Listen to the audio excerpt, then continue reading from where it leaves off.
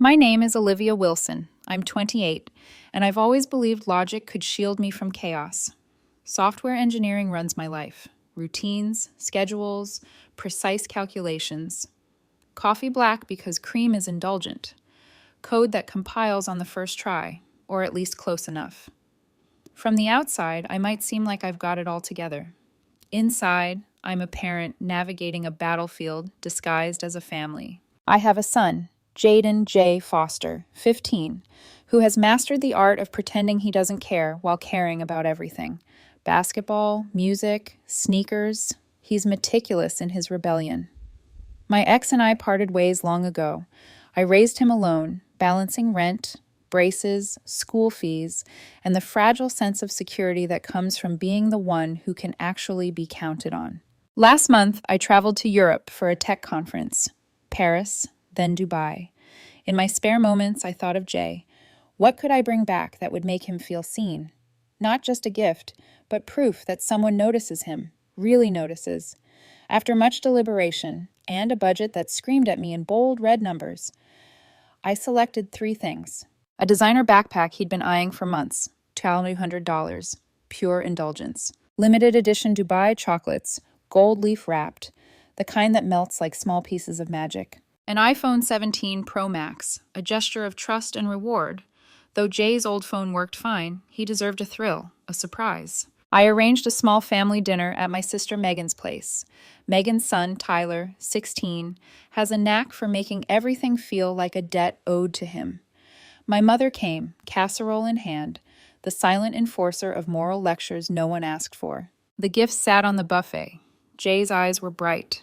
He tried to mask excitement, fingers twitching toward the backpack strap. Tyler hovered too close. I could feel Megan's gaze, calculating, smirking. "Open it," I said. Jay handled the backpack like it was a treasure, careful, reverent. "Whoa," Tyler's voice dragged out, teasing. Real? Dinner proceeded like a sitcom, laughter bouncing, questions about whether my company paid for the gifts. Jay was quiet, stealing glances at the backpack, chocolate, and phone. I excused myself to the kitchen to help with dishes. Megan waved me off, towel in hand. "You're a guest," she said, like I hadn't repaired her garbage disposal last summer. When I returned, the buffet was empty. "Hey, where's the bag?" I asked. Tyler chewed a bite of pie, eyes blank. Megan's hands were busy wiping counters. She didn't meet my eyes. "Oh," she said, airy, almost casual. He liked it more anyway, so I gave him everything. My chest tightened. "You gave it to Tyler?" Her chin lifted, imperious. "Yes." Jay pushed back so hard from the table, his chair scraped the floor. My mother made that quiet, disappointed noise that made me feel like a misbehaving child. Jay's face was pale, hurt masked under frustration. I swallowed. My mind raced through old family patterns, times I'd covered parking tickets, AC repairs, soccer fees. I'd said yes too many times, always yes. Phones were my hill, my rule. Jay would not be spoiled by instant gratification or entitlement. And now it was gone. I sat beside him later, trying to measure the depth of his hurt. He wanted to say something, but the words faltered. I wanted to scream, to pull Megan aside, to demand justice, but I knew it wouldn't matter. Not tonight. Tonight I had to protect Jay, contain the storm until I could act with precision. The evening ended in tense silence. Megan's laughter lingered like a soundtrack to my anger. Tyler played with the iPhone box as if it were a trophy, chocolate wrappers stuffed into the backpack pockets like confetti. Jay's shoulders slumped. Later, I checked receipts. I knew exactly what I had purchased, exactly what had been taken. The backpack, the chocolates, the iPhone, it was all recorded, numbered, traceable. But right now, I needed to be calm. Emotional explosions in front of Jay would only make the wound deeper. I watched him that night, seated on the couch, staring at the empty place where his gifts should have been. A part of me wanted to teach Megan a lesson she would never forget, but another part, my maternal part, knew that my focus had to be Jay. Protecting him meant patience, strategy, and calm resolve. As I lay in bed, staring at the ceiling, I cataloged every detail. Megan's exact words, Tyler's smirk, Jay's blank stare, my mother's sigh. The unfairness pressed on me like a weight I could not set down. I made a silent vow. Tomorrow, I would begin the process of reclaiming what was rightfully ours. But tonight, I would simply hold Jay's hand and remind him he was seen, that he mattered, that he wasn't invisible, even if the rest of the world tried to pretend he was. Even in betrayal, even in chaos, I would be the one who sees clearly and the one who protects him. The next morning, the house was quiet. Too quiet. Jay lingered at the breakfast table, poking at his cereal. I could see the remnants of hurt still lingering in his eyes.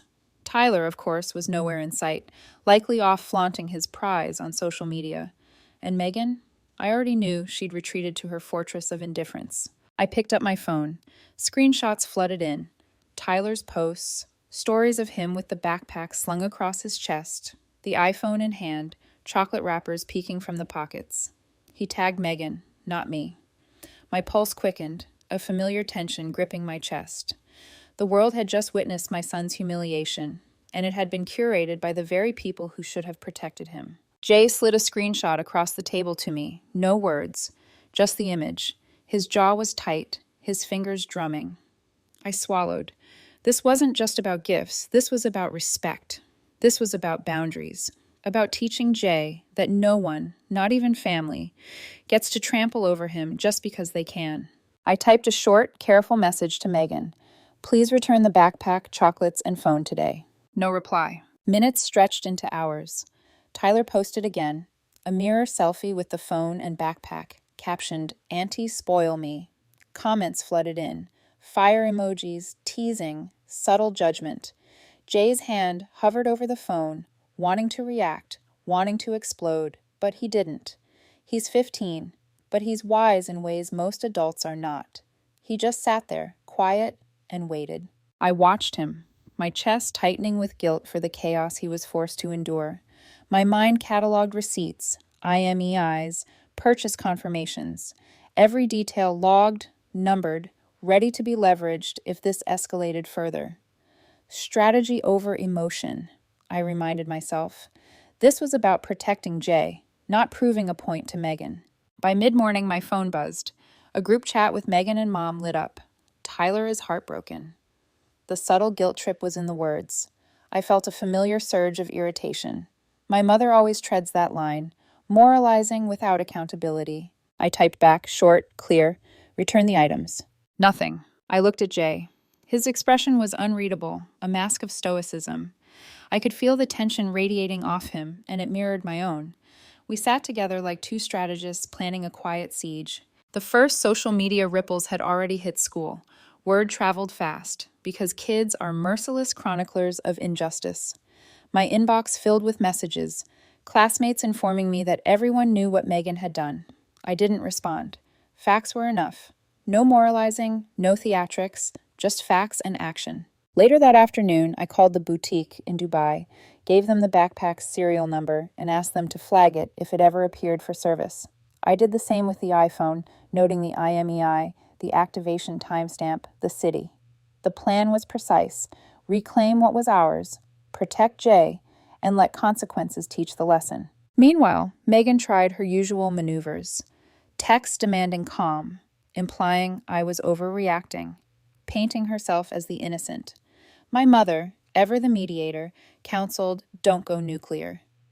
But I wasn't about to hand over control. I was done being the family ATM, the silent enabler. Jay watched all of it, quietly. At first, I feared he would internalize shame or anger. Instead, he observed, learned. He was seeing boundaries for the first time in practice, not theory. He was learning that fairness could be defended, even against people who wield power like entitlement.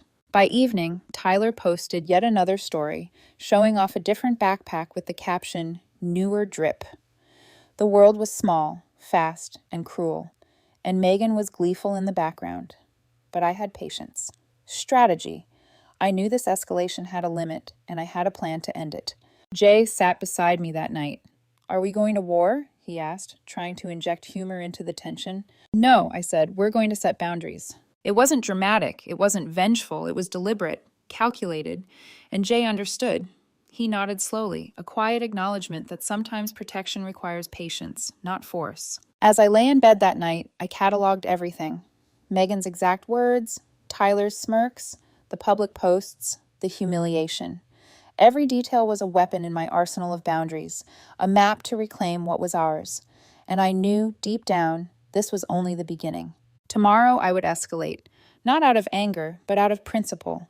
The gifts were not just objects, they were symbols of my care, my attention, my recognition of Jay. And no one, no cousin, no aunt, no sister, was going to rewrite that story. Jay, finally asleep, murmured in his dreams. I reached over, held his hand.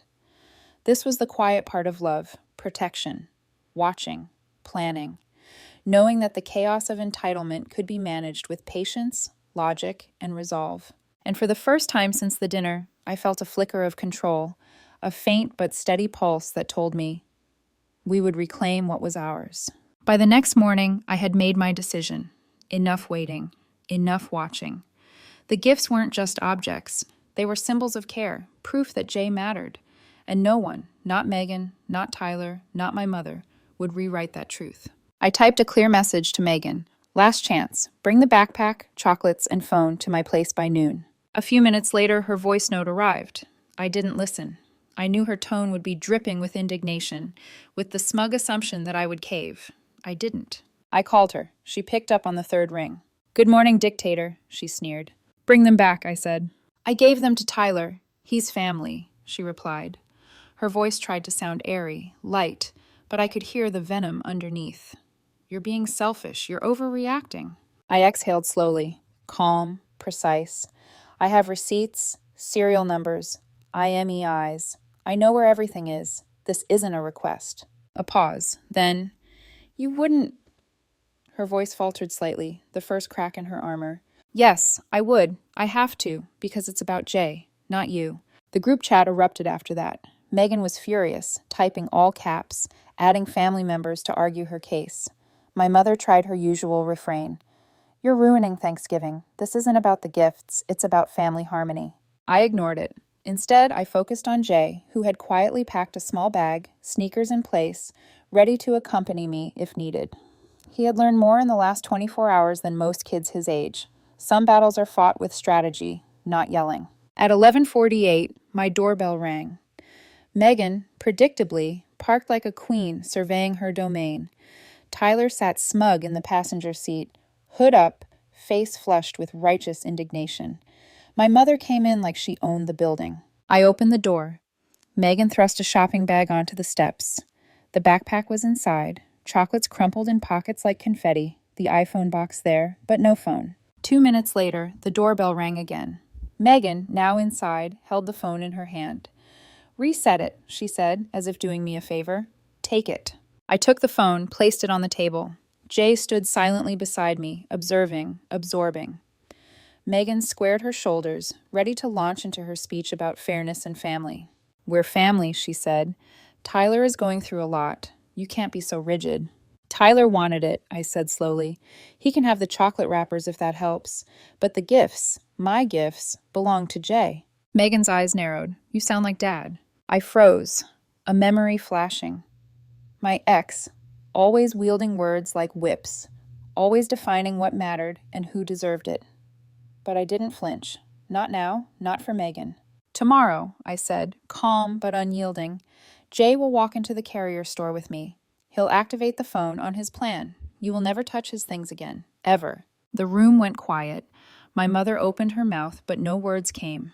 Megan's smug facade cracked, the first real acknowledgement that her entitlement had limits.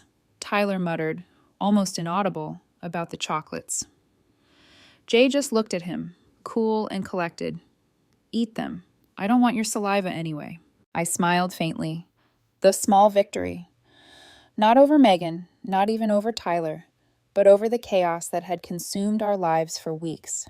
Jay learned something vital that day. Boundaries aren't punishment, they're protection. And that sometimes the people who claim family loyalty are the very ones who test it the most. Later that evening, the house settled into an unusual peace. No triumphant texts, no posts flaunting victories. Just Jay and me, quietly sharing the Dubai chocolates we hadn't wanted, sitting at the kitchen table. You fought for me, he said softly, after a long silence. It shouldn't have been a fight, I said. But it was, he replied, a small smile tugging at his lips. And you fought. The fight wasn't over. Megan and Mom would still push, still try to negotiate, still try to rewrite the rules. But for now, the first act of reclaiming what was ours was complete.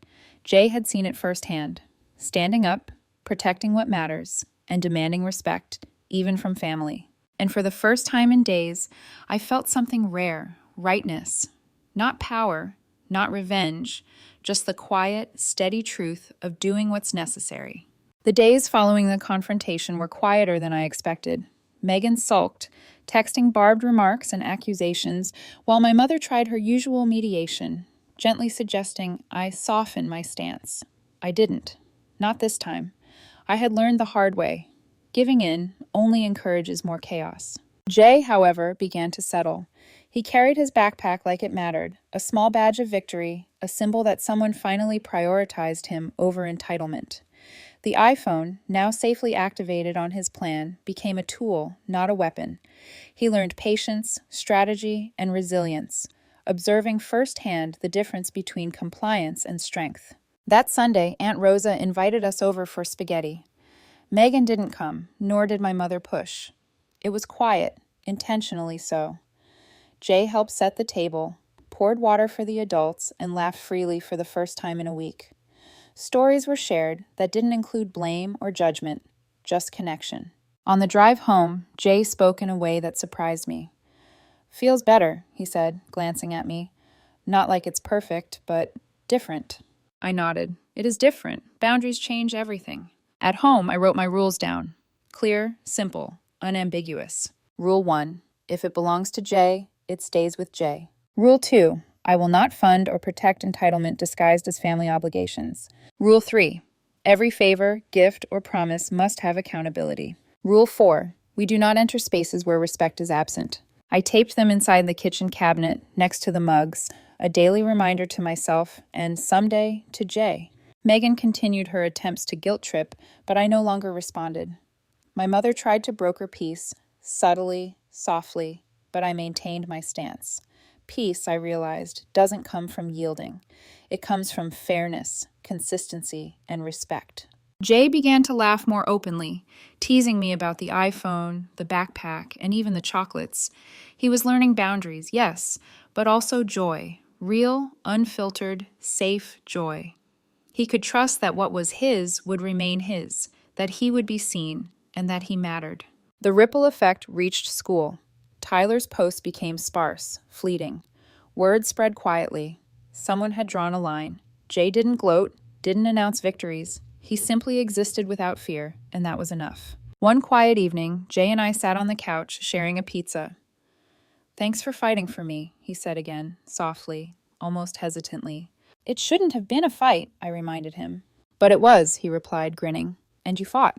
That's all that mattered. Not Megan, not Tyler, not my mother's endless moralizing. Just us. Just clarity.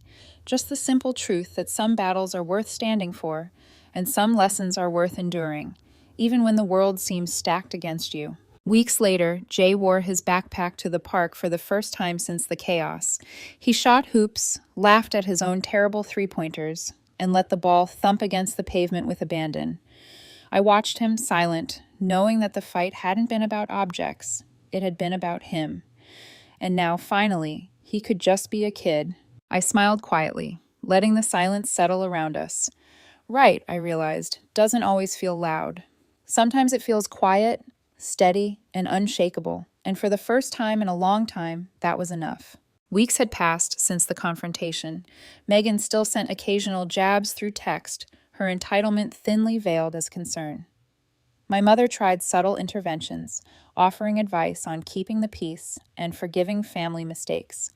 But I had learned the difference between peace and submission, and I wasn't going back.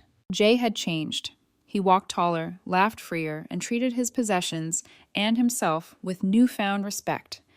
He carried his backpack with a kind of pride, not for show, but as a quiet reminder that someone had fought for him when it mattered most. The iPhone, carefully managed, was a tool rather than a prize. The Dubai chocolates, savored slowly, were more than sugar. They were evidence of patience, thoughtfulness, and survival. One Saturday evening, Aunt Rosa invited us over for spaghetti again. Megan and Mom weren't present. It was calm, warm, and simple.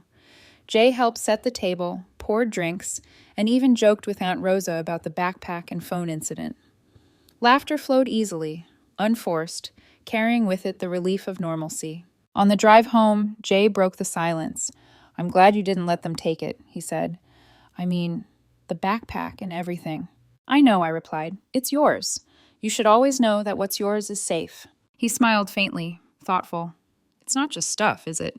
"No," I said. "It's about respect, boundaries, knowing someone sees you and fights for you."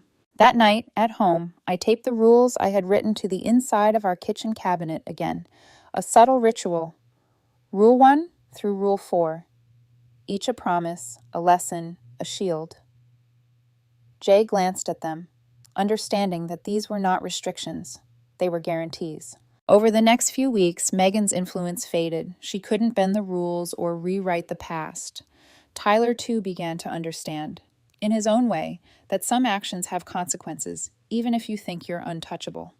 And while my mother still hoped for compromise, she began to respect, reluctantly, the line I had drawn. Jay and I found a rhythm again. Homework at the kitchen table, late-night snacks, small victories. We didn't need drama or apologies to validate our bond. The fight had taught him something invaluable, that standing up for yourself and your rights doesn't make you unkind. It makes you whole. One evening, after a game of basketball in the driveway, Jay flopped onto the porch swing with a tired grin. "Thanks for fighting for me," he said again. "It shouldn't have been a fight," I said softly. "But it was," he replied, laughing. "And you fought." And that was enough. In the weeks that followed, life settled into a new normal. Jay shot hoops without distraction, wore his backpack to school with pride, and managed his phone responsibly. I didn't have to explain boundaries repeatedly. He had seen them in action. We shared quiet evenings, watched movies, and talked about everything and nothing. The house felt lighter, freer. Megan and Mom remained on the periphery, still present, but no longer central. Their attempts to control or guilt us no longer succeeded. I realized that peace wasn't about pleasing everyone. It was about protecting what mattered. Looking at Jay, sitting with his chocolate, sneakers kicked off, eyes bright with laughter, I understood something profound.